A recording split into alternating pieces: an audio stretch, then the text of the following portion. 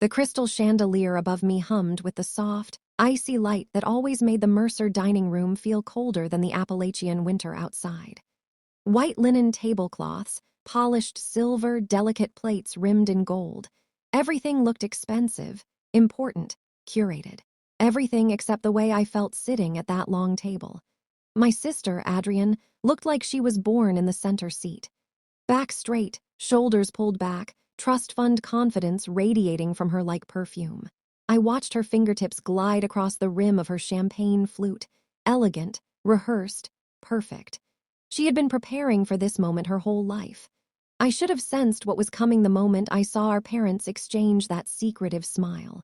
But I guess a part of me still believed, naively, that tonight wouldn't become another episode of the Adrienne Mercer show. I was wrong. She stood up suddenly, the chair sliding back with the softest scrape across the hardwood. She tapped her spoon against the glass, drawing every eye to her like a magnet. Every conversation ceased. Forks paused midair. Even the crackle from the fireplace seemed to hold its breath. She beamed, bright, triumphant, glowing like a woman who already knew the ending of a story nobody else had read. "I have some wonderful news," she announced.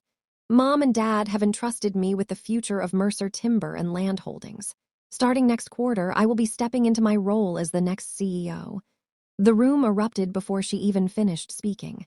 Chairs pushed back, people clapped, some stood. My uncle nearly knocked over his wine glass in his rush to congratulate her. It was madness, immediate, thoughtless, automatic loyalty to the golden child. A cousin shouted, "Knew it! Adrienne's always been the boss." Someone else whistled. A few people hugged her as if she'd been crowned queen of North Carolina. My fingers wrapped around my water glass, but I didn't drink. I didn't clap. I didn't blink. I just watched. Mom dabbed away a dramatic tear. Dad clasped Adrienne's hand like she'd just solved world hunger. I sat frozen at the end of the table, in a chair slightly too small, one that wobbled if I leaned left, just like always. They'd never replaced it. Adrienne's chairs changed every year. Mine squeaked for 18. Dad leaned forward, voice dripping with paternal pride. "Callie, honey," he said, "we know you're busy with your, what is it you do again? Tax auditing?" "Forensic accounting," I corrected. He nodded dismissively and returned his attention to Adrienne. "Anyway, this company needs a leader who understands our legacy." The implication hung in the air like humidity before a storm. I wasn't the legacy. I never had been. I traced the grain of the wooden table, a table built from one of the oldest oak trunks our family ever harvested, feeling the familiar ache in my chest. Not pain. No, something colder. Something that had been building for years, brick by brick, insult by insult. And then I said it. Quiet, controlled, dangerous. "Interesting," I murmured, setting my glass down gently. "Before we get too far into the celebration, Dad, you might want to double-check what year it is." The entire room froze. For the first time since the dinner began, Adrienne's smile faltered. Mom's fork slipped against the plate, making a sharp metallic scrape that echoed across the table. Dad lifted his brows, confused and annoyed. "What's that supposed to mean?" he asked. I didn't answer. I let the silence work for me, something Grandpa Ellis taught me years ago. People always reveal themselves in the quiet. And tonight, the quiet was about to unravel everything. The truth is, Adrienne had always been the chosen one. The Mercer family didn't operate on fairness.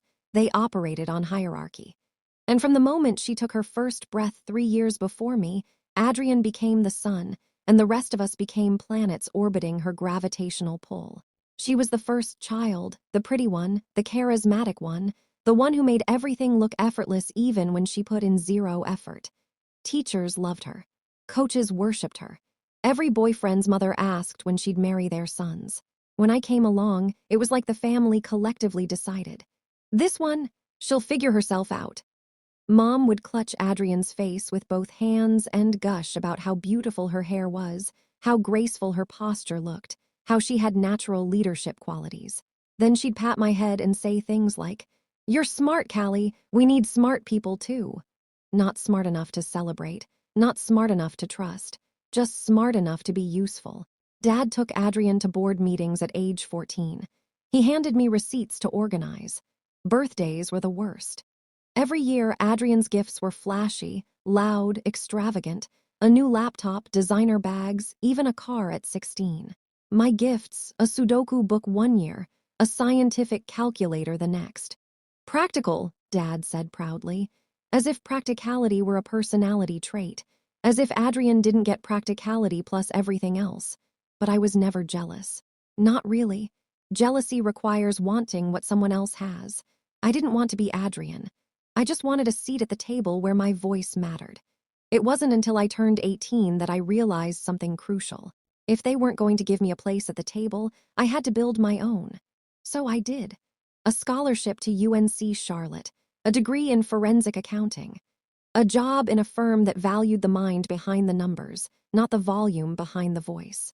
I built my life in Charlotte brick by brick. My first tiny apartment, my chipped coffee mug, my plants that only died sometimes. Everything I had, I earned. And the only person who ever seemed to notice, Grandpa Ellis. My grandfather wasn't loud. He didn't shine like Adrianne. He didn't care about the family's public image. He cared about things most people forgot: real value, true ownership, quiet power, work that spoke louder than performance. He saw patterns everywhere, especially in people. And he saw right through the Mercer Theater long before I did. One Friday afternoon during my final year of college, he called me from a number I didn't recognize. His voice sounded older, thinner somehow, but still sharp around the edges.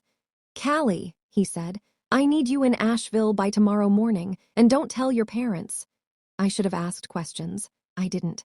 When Ellis Mercer summoned you, you went. The next morning, smoky fog rolled across the Blue Ridge Mountains as I pulled up to his cabin, a place he used as an escape from the family noise. I expected a quiet talk or a sentimental moment. What I got instead were 2 folders on the kitchen table, steaming mugs of black coffee, and the expression of a man preparing a battlefield. He slid the first folder toward me. "Open it," he said. I flipped through dozens of pages. Expense reports, fake consulting invoices, receipts forged or duplicated, travel reimbursements that aligned suspiciously with Adrianne's Instagram vacation, photos missing funds totaling nearly $3 million. Not just carelessness, not just favoritism. This was theft. Calculated, consistent, deliberate. My parents and Adrianne had been draining company accounts for years under the guise of investment training. Grandpa watched me process every page quietly. Then he spoke. "They think I'm too old to notice," he murmured. "Which tells me 2 things. 1, they believe they've already won. 2, you're the only one who can fix it." My pulse thudded in my ears. Me. Why me? He turned to stare out the window, where the lake mirrored the morning sky. "Because you see what they don't. They taught Adrianne power is noise. I taught you power is structure. Paper, records, evidence. What matters most?" He slid the second folder forward. This one was thicker, heavier, sealed with a notary ribbon. "Inside is the future of the Mercer Empire," he said. I opened it slowly and froze. I recognized the forms. I'd studied them for years. These were revised articles of incorporation, shareholder transfer, documents a new board structure, successor ownership, forms a notarized will, addendum, a property trust assignment, all naming me. All already signed, all already filed, all already active. My breath left my body like someone had punched me. "Grandpa, are you sure?" He placed his hand over mine, firm and steady. "I love my daughter, Callie, but I don't trust her. And I certainly don't trust Adrianne with something I spent 60 years building." He leaned closer, voice dropping to a whisper. "When I'm gone, they will try to take everything. They will assume you'll hand it over. They will expect you to be silent, agreeable, small." He gripped my hand tighter. "But you will not let them." My throat tightened. "Why me?" I whispered. He smiled, a small, knowing smile that looked like truth. "Because you're the only Mercer with a spine shaped by fairness instead of favoritism." He tapped the folder. "And because these documents don't care who they prefer." Then he gave me one final instruction. "Say nothing, not a word. Not until they show their hand." I understood. The documents weren't the power. The timing was, and he was right. Because 2 years later, after his death, they finally showed their hand. Grandpa's funeral was tasteful, elegant, quiet, just like he would have wanted. But everything after that spiraled fast. 3 days after we buried him beneath the old oak tree behind the cabin, Mom invited me to the house for a talk. Dad stood by the fireplace, rubbing his hands together like he was about to negotiate a land deal. Adrian leaned against the wall, pretending to be sympathetic, dressed in black silk that probably cost more than my monthly rent. Dad pushed a sheet of paper toward me. "We need your signature," he said. "Formality." I scanned the page. Disclaimer of interest, Mercer Timber and Land Holdings. Signing meant one thing: I forfeited any claim to the company forever. The addresses of every asset were printed neatly at the bottom. I felt my pulse slow. Mom softened her voice, playing peacemaker. "Sweetheart, Adrian will handle business here. You live hours away. This avoids confusion." Adrian smirked. Dad added, "It's just clarity. Nothing changes for you." I folded the paper once, twice, then slid it back. "No," Mom gasped. Dad's jaw ticked. Adrian's smile evaporated. Dad tried again. "Don't be difficult, Callie." "I'm not," I replied. "I'm protecting my rights." Adrian snorted. "What rights? You never cared about the business." That was it. The moment I knew they truly believed I was expendable, disposable, invisible, I stood, taking my coat. "This conversation is over." Dad slammed his hand on the desk. "You're being selfish." I held his gaze. "No, I'm being fair, you just don't like it." Mom started crying, the practiced kind, the kind she weaponized. "Please, Callie, don't break this family." I paused at the doorway. "You broke it the day you decided Adrian mattered more than the truth." Then I walked out. No dramatics, no yelling, no tears, just a promise kept. Grandpa told me to wait, and I did, because they hadn't yet made the mistake that would expose everything. But that mistake was coming. I felt it like pressure in the air before a storm. And when it hit, it would be loud, it would be public, and it would be irreversible. The invitation looked like something straight out of a country club wedding. Cream cardstock, gold foil lettering, embossed with the Mercer family crest. It arrived in my Charlotte mailbox on a Tuesday morning, tucked between an electricity bill and a coupon booklet for discounted oil changes.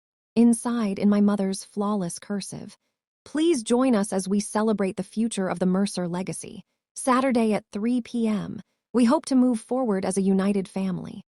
Below that, in printed text, a celebration of the next Mercer generation honoring Adrian Mercer, future CEO. The audacity almost made me laugh. They weren't inviting me to witness the transition. They were inviting me to approve it. They truly believed I was still the girl who would shrink under their choices. By Friday evening, I had packed a single rolling suitcase. Not with clothes, but documents. The binder Grandpa gave me, shareholder forms, property trust certificates, updated bylaws, everything color-coded and tabbed. I locked it, lifted the handle, and told myself this: "You are not going there to fight. You are going there to finish." The drive through the Blue Ridge Mountains felt surreal. Quiet, crisp, beautiful in a way that didn't match the storm I was carrying inside me. By the time I reached Asheville city limits, my phone had over 30 unread messages in the family group chat. So excited for Adrianne. Proud to see her stepping up. Big day for the Mercers. Hope Callie shows up. Won't be the same without the whole family. I didn't respond. Pulling into the estate felt like entering a movie set. Cars already lined the driveway. Cousins, business partners, the Mercer Timber board members. White tents covered the backyard. Caterers rushed between tables holding trays of miniature crab cakes and champagne. This wasn't a family gathering. This was a coronation. Mom appeared first, walking fast, smile too big, perfume too strong. "Oh, sweetheart, you came." She hugged me tightly, too tightly. A performance hug.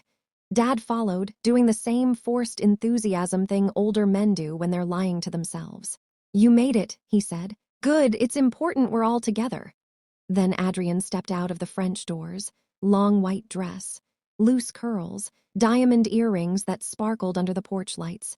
She looked like a CEO in a bridal commercial. Her smile sharpened when she saw me. "Callie, you actually came. Proud of you." My grip tightened on the suitcase handle, but my voice remained calm. "I wouldn't miss this." Her fiancé appeared behind her, placing a hand on her waist as if she were royalty. "Everything's perfect," he murmured into her ear. I walked past them, into a living room decorated with framed photos of Adrianne, shaking hands with tenants, standing at the mill, posing in front of felled timber like she had personally chopped it down. On the coffee table was a massive blown-up map of company land, with red circles marking the most valuable acres. They had no idea they were showcasing land they no longer owned. Not legally, not technically, not even a little. I positioned my suitcase beside the sofa, visible, heavy, in everyone's direct line of sight. Dad noticed it and frowned. Adrianne glanced at it, confused. Good, let them wonder. When everyone had filled their champagne glasses, the din of chatter dimmed. Adrianne climbed onto the low platform they'd set up near the fireplace. She held a flute of champagne high, her face glowing with entitlement. "I just want to thank everyone for believing in me," she announced. "Mom, Dad, thank you for trusting me with the company Grandpa built. I promise to carry on the Mercer legacy with pride." People clapped. Someone shouted, "To Adrianne!" Cameras flashed. I waited until the applause reached its peak. Waited until the room felt too confident. Waited until every last person had committed themselves to the idea of her ownership. Then I stepped forward. The sound of my suitcase wheels rolling across the hardwood floor sliced through applause like a blade. The clapping faltered, stopped, turned into murmurs. I stopped beside the platform, pressed the release latches, and lifted the lid. Gasps rippled around the room. Inside, thick legal binders labeled folders, sealed documents, county-stamped filings, trust papers, shareholder certificates, all neatly arranged, all official, all devastating. Dad's voice cracked first. "Callie, what are you doing?" I didn't answer. Not yet. I pulled out the first document, the revised articles of incorporation naming me majority shareholder. Then the notarized shareholder transfer documents. Then the trust assignment signed by Grandpa. Then the updated bylaws. One by one, I laid them on the coffee table. The room shifted as people began to stand, move closer, whisper, point. Mom's hand flew to her mouth. Dad took a step forward, then froze. Adrianne's face drained of color so quickly I thought she might faint. The family's corporate attorney, Mr. Loring, pushed through the crowd. "Let me see those," he demanded. He picked up the first page, then the second, then the third, scanning each with widening eyes. Silence grew thicker and thicker until it felt like a second atmosphere filling the room. Finally, he looked up. When he spoke, his voice was steady, but the words fell like bullets. "These documents are valid," someone gasped. Others whispered, "What? No way. Impossible." Mr. Loring continued.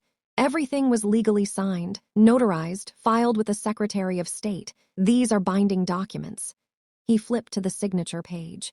"The company has belonged to Callie Mercer for the last 5 years." Chaos erupted. Mom stumbled backward onto the couch, sobbing. Dad gripped the edge of the table, eyes glassy. Adrianne shook her head violently. "No, no, this is fake.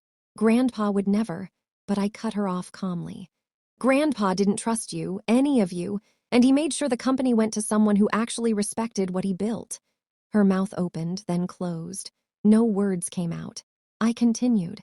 "He gave me the documents, the proof, and the instruction to wait until you tried to take what wasn't yours."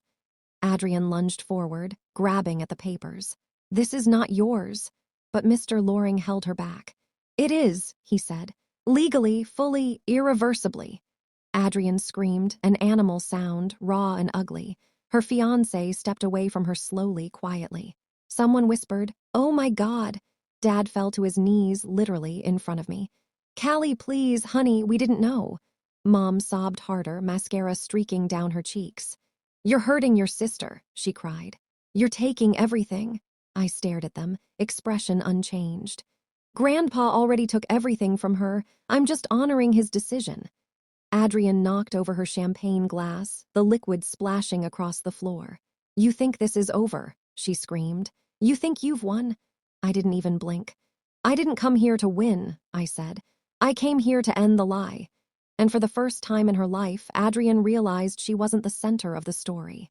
She was just the warning. 3 months later, the Mercer empire looked nothing like it had before. Adrianne, she tried to sue me first. Then she tried to contest the filings. Then she tried to gather support from board members. Every attempt ended the same way, dead, rejected, legally impossible.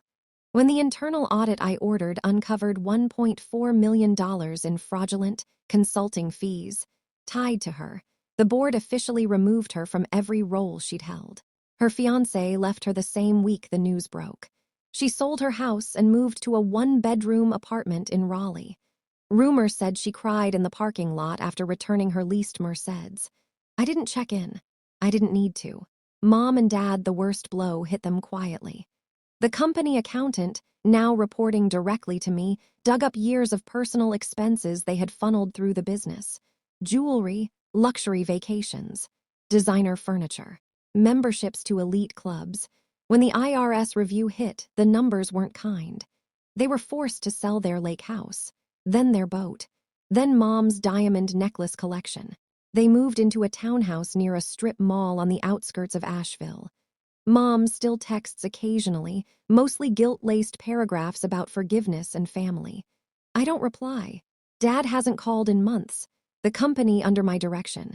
Wages increased, safety protocols improved, land conservation projects began, corruption was rooted out, profits soared, tenants, workers, managers, everyone except my blood relatives were finally treated with respect. People thanked me quietly in hallways and parking lots. "It's different now," one foreman whispered. "Better." Me, I stayed in Charlotte, kept my small apartment, my plants, my quiet mornings. Some nights I sat on my balcony overlooking the city lights, feeling something I hadn't felt since childhood. Stillness, freedom, the absence of noise, the Mercer noise filling my head. But I kept one thing from Grandpa, a fireproof binder at the top of my closet. Inside, every deed, certificate, trust page, and signature he left me. I rarely look at it. I don't need to. I'm living the proof. Some nights, when the wind carries the smell of pine into my apartment, I think of Grandpa's cabin, the lake glowing silver under the moon, crickets buzzing in the dark, his voice steady beside me as he pointed to a stack of papers and said, "Numbers don't lie, Callie, people do." He was right. People lie easily, publicly, beautifully, especially when they think you're weak enough to believe them. But paper doesn't bend for emotions. Paper doesn't care about golden children. Paper doesn't bow to entitlement. Paper is truth, stamped and notarized. Paper beats promises, every single time. Mom's last voicemail still lingers in my deleted folder, her voice soft and trembling. "Please come home for Christmas. We miss you. We never meant to hurt you." Maybe she believes that. Maybe she doesn't. But the older I get, the more I realize you can love people and still refuse to let them bury you. You can forgive someone and still never let them near the keys again. You can walk away from a family and still walk toward a future that finally feels like yours. Because sometimes the hardest thing isn't sitting at a table full of people who never saw you. It's finally leaving that table and building your own. And once you close that door, really close it, you learn the truth Grandpa taught me long before they ever tried to erase me. Some families give you blood. The lucky ones give you peace. If you've ever had to choose between the two, trust me. Choose peace. Because peace never asks you to sign your worth away.